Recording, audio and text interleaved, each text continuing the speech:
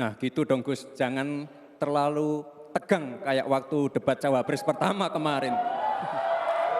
Intinya di sini adalah bagaimana kita bisa menumbuhkan rasa.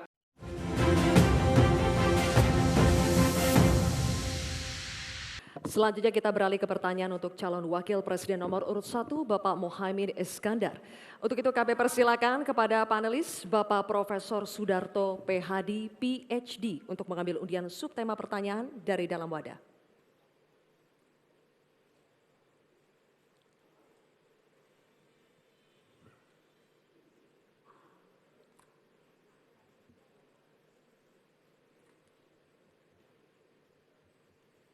Mohon tunjukkan kepada hadirin dan juga kepada kami. Subtemanya adalah desa. Baik. Selanjutnya kami persilakan panelis Ibu Profesor Dr. Sulistiowati Irianto untuk mengambil undian daftar pertanyaan dari dalam wadah. Silakan.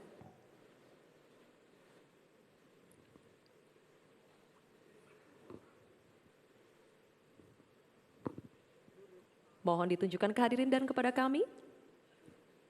Huruf A. Baik, subtema desa huruf A. Amplopnya masih dalam keadaan tersegel, Bapak. Saya akan buka amplopnya dan kami ingatkan kembali kepada calon wakil presiden untuk mendengarkan pertanyaan dengan seksama karena pertanyaan hanya akan kami bacakan satu kali. Pertanyaan untuk calon wakil presiden nomor urut 1 Bapak Muhaimin Iskandar. Desa adalah daerah yang cenderung ditinggalkan warganya. Dampaknya desa makin kehilangan sumber daya manusia potensialnya.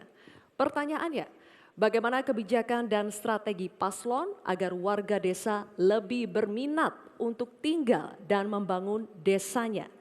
Bapak Muhaimin, waktu Anda menjawab 2 menit dimulai saat Anda berbicara, silakan.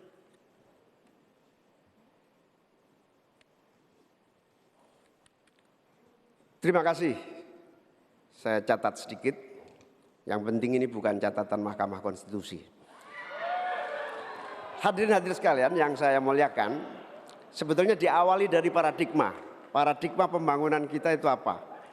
Dulu kita gagal zaman Orde Baru karena kita membangun dari atas. Dengan pembangunan desa, kita membangun dari bawah. Dengan pembangunan dari bawah, kita yakin akan tumbuh kehidupan kemasyarakatan, ekonomi, sosial, budaya yang akan terus terjaga dan lestari. Oleh karena itu, sejak kita mengawali undang-undang pembangunan desa yang diikuti dengan penerapan dana desa yang terus meningkat dari tahun ke tahun, akan terbangun infrastruktur dan transformasi desa dari desa tertinggal menjadi desa maju dan mandiri. Hari ini sudah 13.000 desa yang tertinggal menjadi desa sudah menjadi desa maju, desa mandiri, sekarang tinggal 4.000 saja. Ini bukti bahwa infrastruktur kita berjalan baik, dana desa terlaksana dengan baik sehingga masyarakat desa semakin kerasan.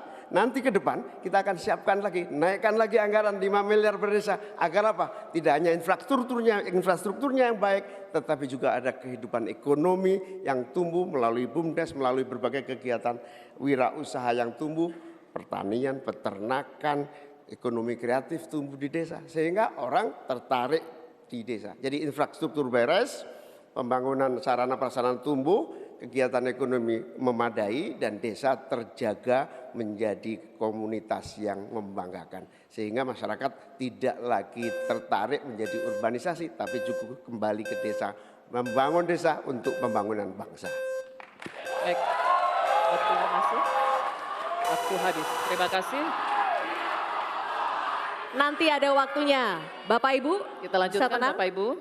Tenang ya. Kini kami akan persilakan calon wakil presiden nomor urut 2 Bapak Gibran Rakabuming Raka untuk menanggapi. 1 menit Bapak dimulai saat berbicara. Silakan. Nah gitu dong Gus, jangan terlalu tegang kayak waktu debat Cawapres pertama kemarin. Intinya di sini adalah bagaimana kita bisa menumbuhkan rasa sense of belonging dari masyarakat desa. Saya pernah ke Mojokerto, di situ ada desa wisata nomor 1 se-Indonesia. Kemarin dapat penghargaan dari Pak Sandiaga Uno. Intinya adalah ini adalah desa wisata dibangun dengan crowdfunding.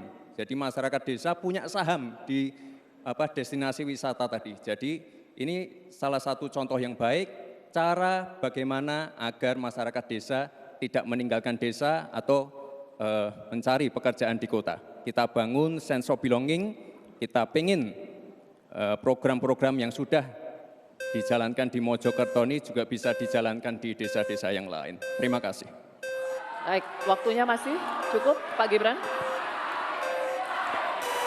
Oke. Nanti ada waktunya.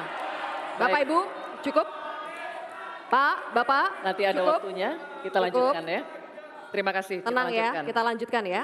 Kita akan persilakan Tenang sekarang ya. calon wakil presiden nomor urut 3, Bapak Mahfud MD untuk menanggapi. Waktunya 1 menit, Pak Mahfud dimulai saat berbicara, silakan. Bapak Cawapres, Bapak Muhaimin Iskandar, calon presiden kami, Bapak Ganjar Pranowo, punya catatan menarik tentang apa yang dilakukan untuk mengatasi hal yang tadi ditanyakan. Pertama, ada program 1000 embung. Ada program desa mandiri, mandiri energi dan mandiri pangan, kemudian pembangunan irigasi. Lalu di daerah istimewa Yogyakarta ada satu daerah Panggung Harjo namanya, desa Panggung Harjo itu dikenal sangat maju, koperasinya jalan, irigasinya jalan, UMKM-nya jalan, dikelola oleh desa itu dengan baik. Nah masalahnya sekarang sebenarnya ada pepatah, deso mowo coro, negoro mowo toto. Ini yang di daerah-daerah lain tidak jalan. Negara terlalu intervensi ke desa dalam soal-soal administratif. Terima kasih. Terima kasih Pak Mahfud. Kini kita akan kembali ke calon wakil presiden.